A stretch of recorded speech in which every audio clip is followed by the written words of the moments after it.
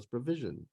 As the Bureau has observed, some consumer reporting agencies obtain information from sources that do not have or use identifying information other than consumer names, identity theft, or bankruptcy.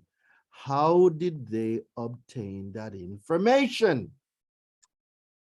All right. And they include such information in consumer reports without taking additional steps to match the information to the consumer who is the subject of the report. Right?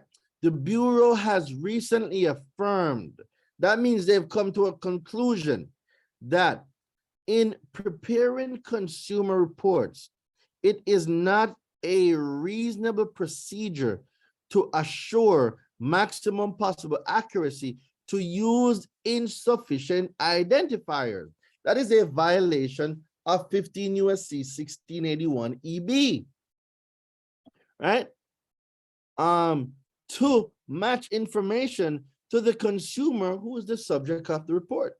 In addition to running afoul of the FCRA's accuracy provisions, a consumer reporting company that uses insufficient identifiers in its matching procedures, such as name-only matching, cannot rely on these procedures to form a reason to believe that in all of the information it includes in a consumer report pertain to the consumer who is the subject of the request. Guys, validated, verified. How is that information being validated and verified? What piece of information validates or verifies that dispute? Oh, y'all didn't thought I was going to go there, did y'all? Huh. All right. For example, when a consumer reporting company conducts a public record search using name-only matching and identifies one or more individuals with the same names as the consumer who is the subject of the user request, it sometimes might provide the user with a report containing a possible match or list of possible matches instead of taking further steps to match the information to the specific consumer who is the subject of the request. See, name-only matching is not accurate. Now, if identification or information about you was used without lawful authority,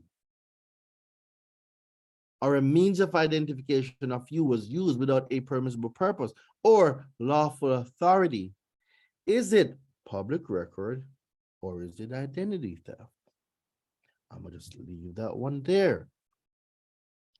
Under these circumstances, a consumer reporting company has not formed a reason to believe that all of the information it includes in a consumer report pertain to the consumer who is the subject of the user request.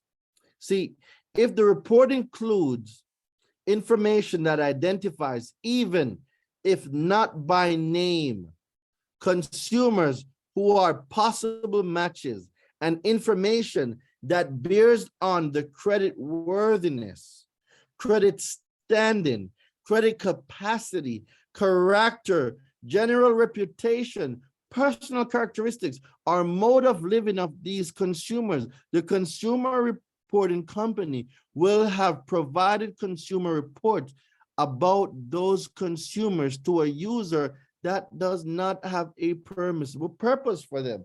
Yeah, I felt like I wrote this thing. I do. You see what happens when you, like, doesn't this sound like the letters that we send out, guys? This is their language. This is why the letters will always work. It is their language. Can I use this section up in evictions? You can use whatever you want to do, as long as Okay. you use it to the extent to get the result you want using the information they provided. Hello. We are Thank you. using their own words. We are using their own words. All right. The Bureau is aware that some consumer reporting agencies that use inadequate matching procedures include disclaimers with their reports. For example, one consumer, guys, I would pay attention to this. This is look like a case law down here where somebody got sued because of permissible purpose violation. I would pay attention to this. I would pay attention to this part very much. I would write this down and I would spend some time and read it. A consumer reporting company stated that providing a consumer report, this record is matched by first name, last name only, and may not belong to your subject. Your further review of the state sex offender registry is required in order to determine if this is your subject. Disclaimers. Disclaimers will not cure a failure to have a reason to believe that a user has a permissible purpose. For a consumer report provided pursuant to FCRA section 604A3, a disclaimer does not change the fact that the consumer reporting company has failed to satisfy the requirements of 604A3 and has provided a consumer report about a consumer to a person lacking permissible purpose with respect to that consumer. Guys, I know this is a lot to take in, but this is what separates you from everybody else. How many other people right now do you think knows this? How many people in credit right now do you think knows what we're going through? It ain't a lot because most of the people that DM me are credit repair business owners and not just consumers trying to clean their credit. Most of them don't know this. This is why you guys are different. With great power comes great responsibilities. Uncle Ben was right. The dude was right, and he didn't even know he was talking about consumer law.